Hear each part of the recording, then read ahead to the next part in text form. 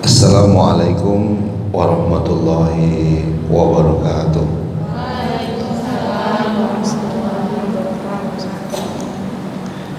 Innal hamdalillah nahmaduhu wa nasta'inuhu wa nastaghfiruh wa na'udzu billahi min shururi anfusina wa min sayyiati a'malina. May yahdihillahu fala mudhillalah wa may yudlil fala hadiyalah. Asyhadu an la ilaha illallah wahdahu la syarikalah wa asyhadu anna Muhammadan abduhu wa rasuluh. Allahumma shalli ala Muhammad wa ala ali Muhammad. Ibu-ibu, akhwati fillah, saudari-saudariku yang senantiasa dirahmati dan yang diberkahi Allah Subhanahu wa taala. Kembali kita memujinya. Kita merasakan seluruh nikmat-nikmat yang telah Ia berikan dalam hidup kita. Sesempit apapun persoalan hidup kita,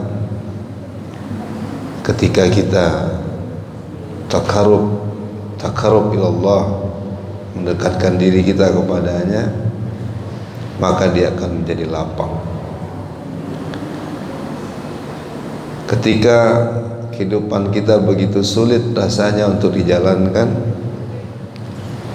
dan kita percaya bahwasanya dunia ini bukanlah neraka, ada saatnya juga kita akan bersuka.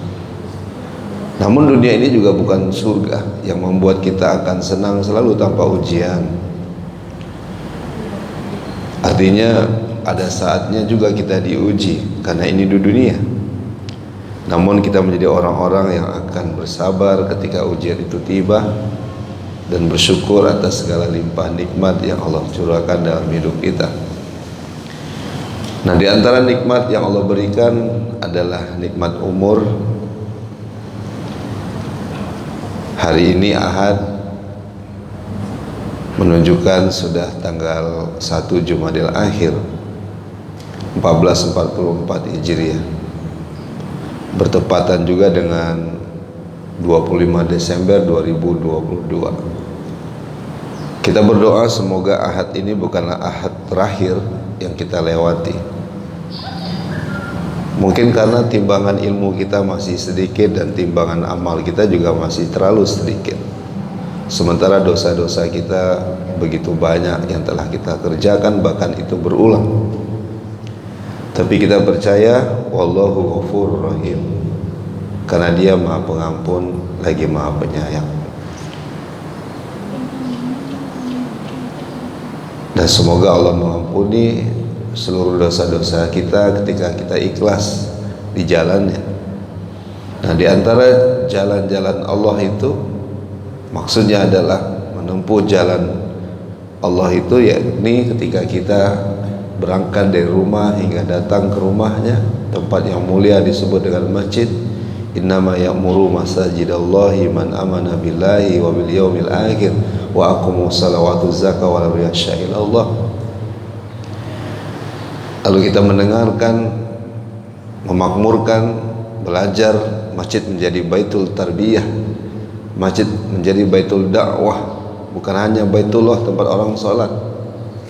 Lalu ketika kita hadir di sini, semoga Allah meridhoi dan dosa-dosa kita yang pernah kita lakukan mudah-mudahan berguguran, sebagaimana daun-daun yang juga berguguran jatuh ke tanah ini.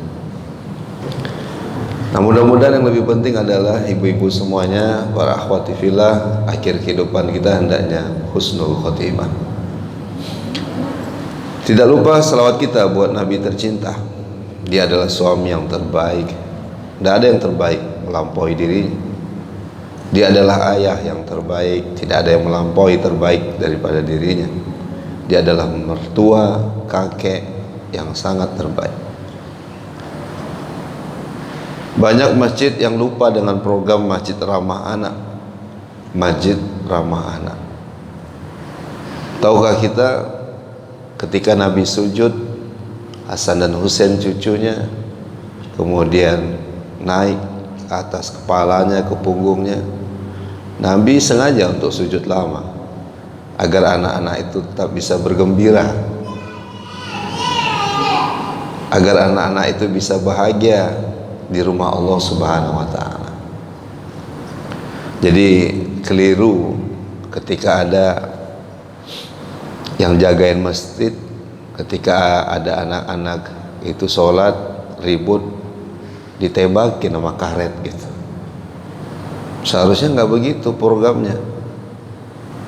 Programnya para komunitas yang baik seperti Musas ini ketika berada di Masjid Akhyar ini supaya menarik anak-anak datang, ibu-ibunya ngaji, anak-anaknya kalau ribut tidak ribut, kalau sholat zuhur habis sholat zuhur nggak ribut, maka anak-anaknya dikasih es krim. Setuju nggak Bu? Ibu setuju. Saya khawatir yang makan es krimnya ibunya, bukan anaknya. Ini kan sederhana aja, sederhana tapi tak banyak orang melakukan ini. Nah, mudah-mudahan masjid menjadi pusat peradaban Islam. Semua kita punya peran. Kami kan wanita. Dalam surah Ali Imran ayat 132, istri Imran itu berdoa. Nanti bisa dicek ya dalam Al-Quran surah Ali Imran ayat 132 ya. Surah Ali Imran ayat 132. Silakan ibu-ibu buka mushaf Qur'annya ya.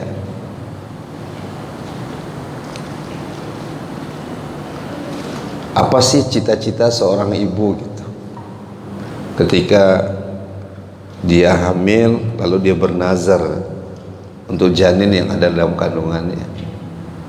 Selama ini banyak cita-cita seorang ibu itu, anaknya mungkin menjadi pegawai ya, menjadi konglomerat, kemudian menjadi yang lain-lainnya gitu ya.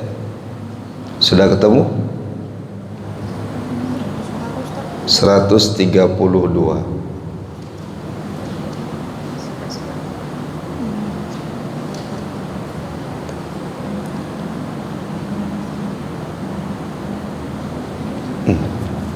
Salah suratnya ya, nanti dicek lagi.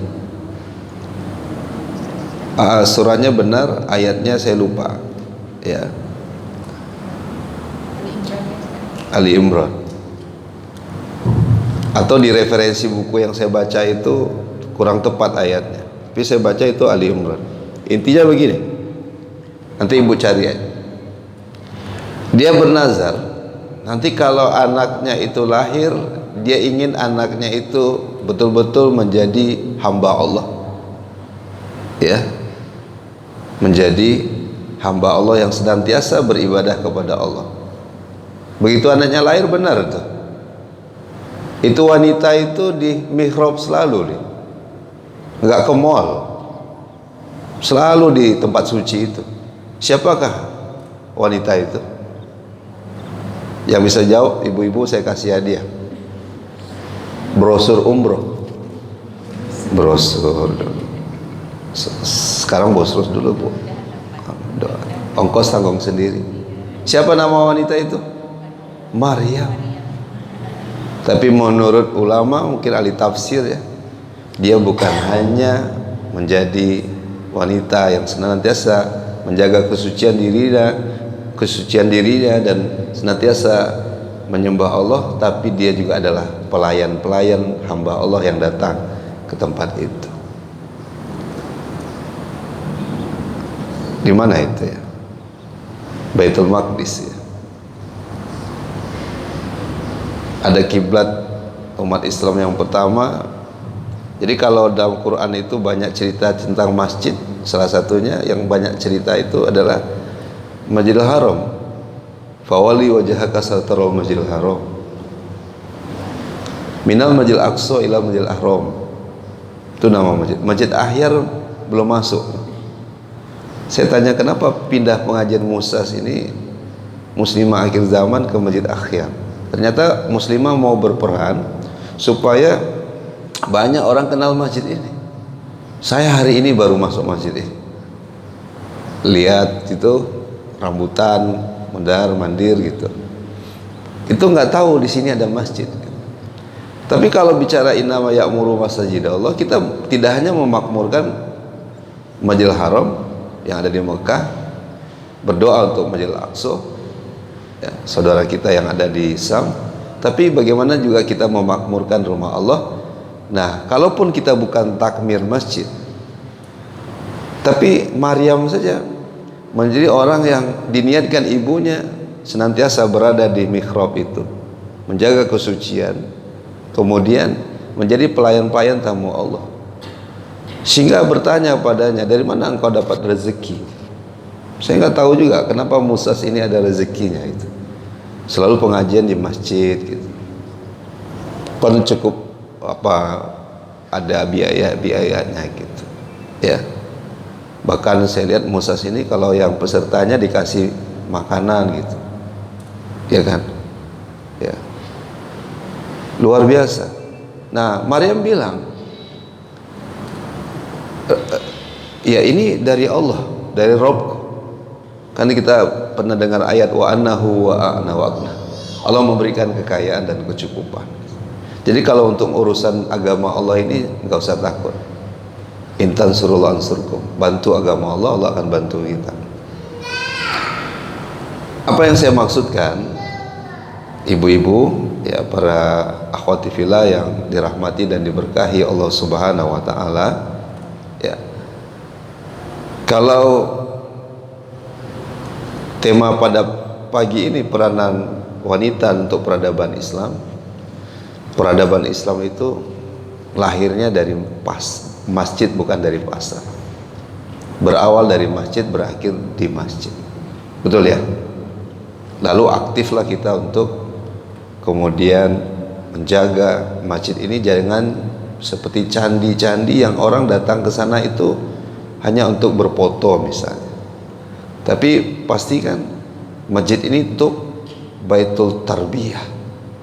Setelah ibu-ibu dapat ilmu di sini, lalu sampaikan di rumah ibu-ibu.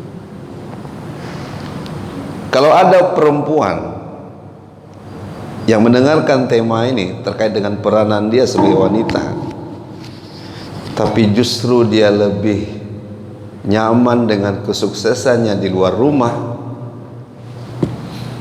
maka sulit kita akan berbicara peran wanita untuk peradaban Islam. Ini mesti diselesaikan dulu babnya. Jadi kalau ada perempuan yang merasa lebih hebat ya karirnya di luar rumah, bukan di dalam rumah, nggak usah bicara peran wanita untuk peradaban Islam. Ya. Kenapa? Ya. Karena banyak sekali pelajaran-pelajaran yang kita ambil dari Al-Quran dan Sunnah.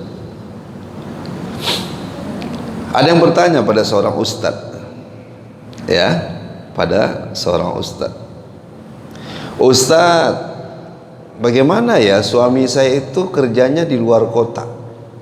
Ada ibu-ibu yang suaminya di luar kota?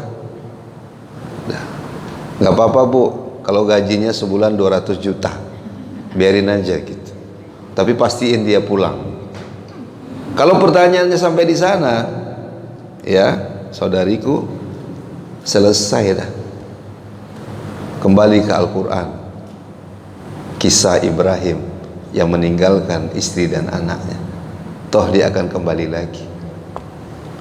Tapi pertanyaan ke Ustadz ini bukan sampai di situ kak, bu. Dia tanya, itu ada suaminya ya keluar kota, mungkin yang diceritakan kakak iparnya, tapi istrinya juga sibuk keluar rumah. Ini yang berat. Masalahnya di sini nggak ada contohnya dalam Quran gitu. Pernah dengar ya ayat innamal a'malu binniyat? Mungkin hadis yang lain kita nggak hafal. Perawinya Muhammad Ibrahim Muhammad Ibrahim bin At-Taimi, dia cerita, ibu saya dulu, ya, kalau saya belajar itu saya dikasih hadiah. Ini menjadi dasar, nggak ada masalah kalau nanti ibu-ibu anaknya berprestasi kasih hadiah. Kalau duhanya selalu kasih hadiah. Kalau sholat malamnya dapat laporan kasih hadiah. Kalau nanti suka baca Quran, hafal 30 juz, umrohkan, nggak apa-apa hadiah. Tapi jangan menganggap ini hanya satu-satunya cara agar anak kita mau belajar. Bukan. Apa maksudnya? Ibunya betul-betul mengapresiasi, menghargai kalau anaknya ini mau belajar, maka dia akan memberikan segalanya, asal anaknya ini kemudian tumbuh kembangnya baik gitu.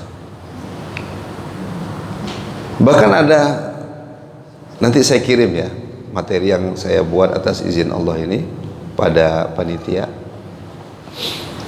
Ini luar biasa ya.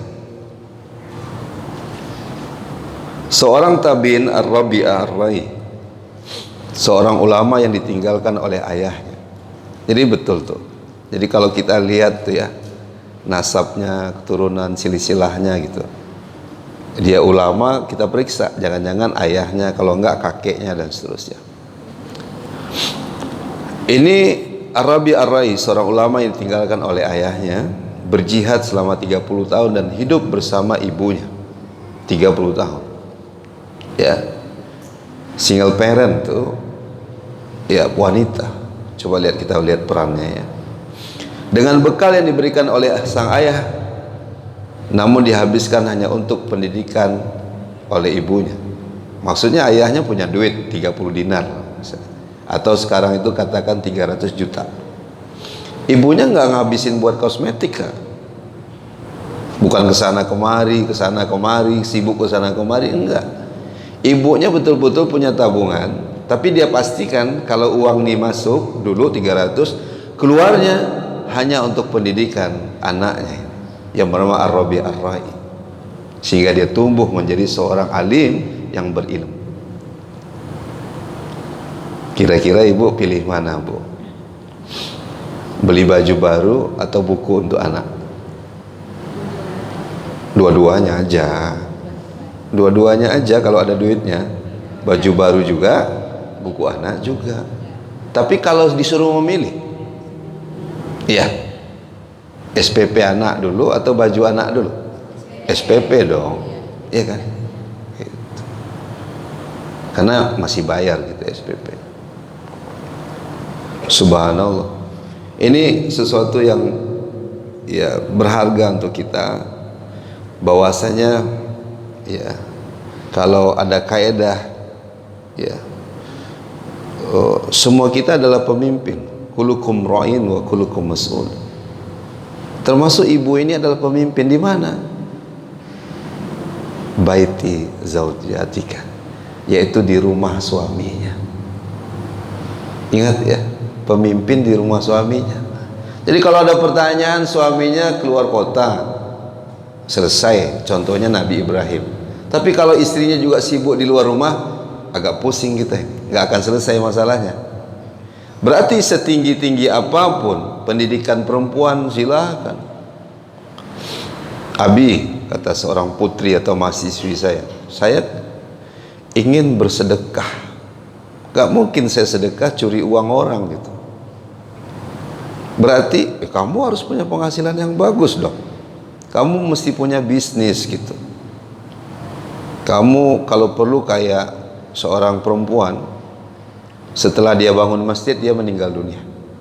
Saya kemarin izin Allah, pertolongan Allah, mampir di Masjid Suci Hati itu di Yogyakarta. Yang bangun bukan laki-laki Kak, perempuan. Karyawannya ratusan orang. Jadi kalau di Yogyakarta itu siapa pemasok ayam yang terbesar? Seorang ibu. Tapi niatnya bangun masjid. Lalu dia meninggal dunia. Pahalanya ngalir nggak? Oh iya, dia bangun pusat peradaban Islam. Ada Baitul Tarbiyah, Baitul Dakwah, bahkan muamalah itu diajarkan di masjid, Baitul Muamalah. Ya harus punya penghasilan dong perempuan gitu, biar bisa sedekah. Gak apa-apa perempuan punya penghasilan yang bagus, tapi jangan sampai gara-gara cari penghasilan ini lupa yang prioritas. Bukan itu yang prioritas. Yang prioritas adalah anak-anak di rumah gitu.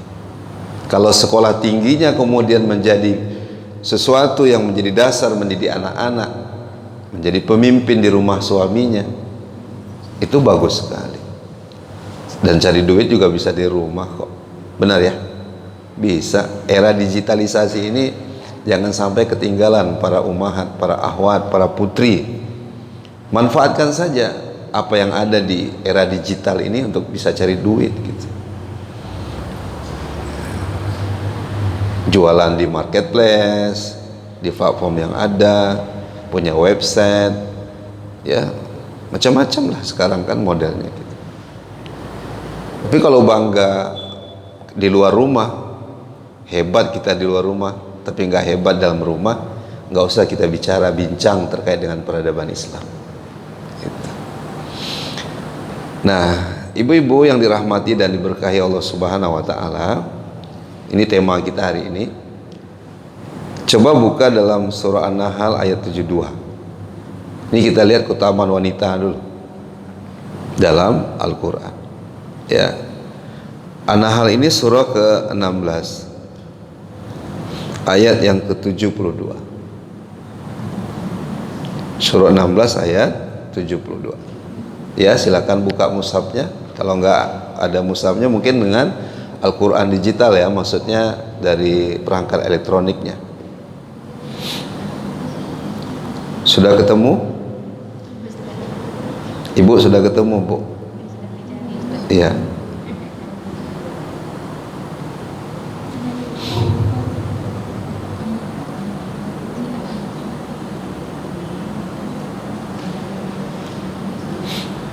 Tujuh dua. Kalau sudah bantu saya baca artinya aja. Ya, mic-nya Kak. Resapi ya Kak. Kakak resapi artinya. Dan Allah menjadikan bagimu pasangan, suami atau istri dari jenis kamu sendiri, Ya. dan menjadikan anak-anak dan menjadikan anak dan cucu bagimu dari pasanganmu, Ya. serta memberimu rezeki dari yang baik. Ya.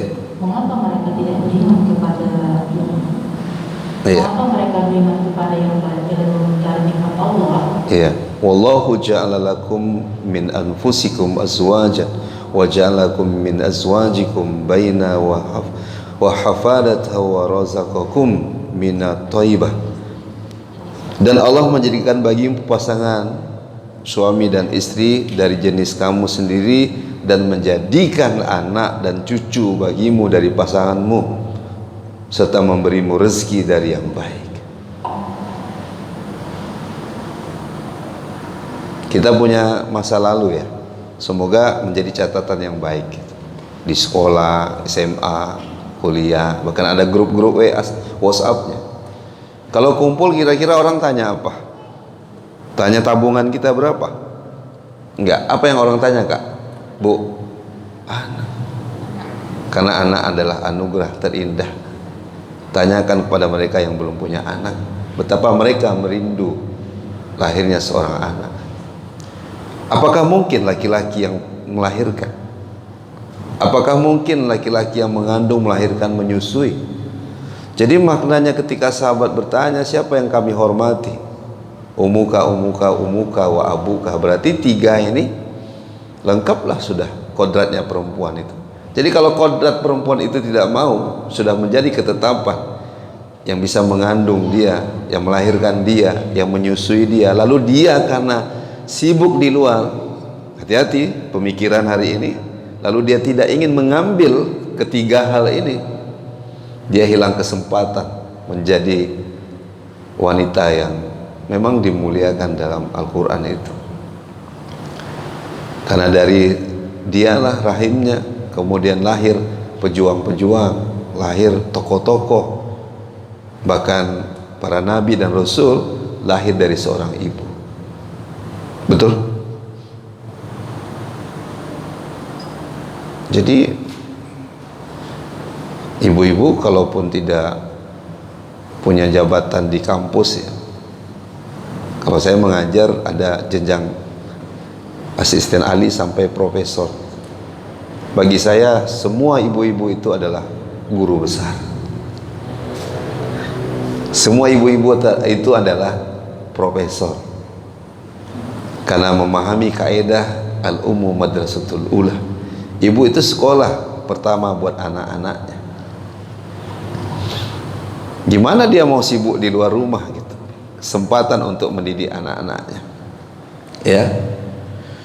Nah, peranan pertama itu ya, dalam An-Nahl 72, dia telah melahirkan manusia ke atas muka bumi ini. Kalaupun dia meninggal, saking hebatnya dia menjadi syuhada yang bisa ditempatkan di surganya Allah Subhanahu wa ta'ala.